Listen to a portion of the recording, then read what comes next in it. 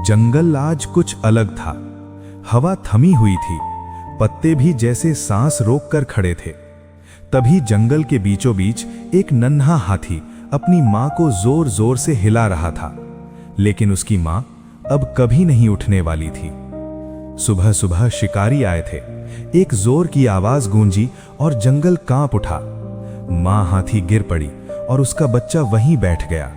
समझ ही नहीं पाया कि मां सो रही है या हमेशा के लिए चली गई है। दिन ढलता गया, सूरज लाल होकर डूब गया, लेकिन वो बच्चा वहीं बैठा रहा। उसकी छोटी सूंड मां के चेहरे को छूती रही, जैसे कह रही हो, उठो ना मां, मुझे डर लग रहा है।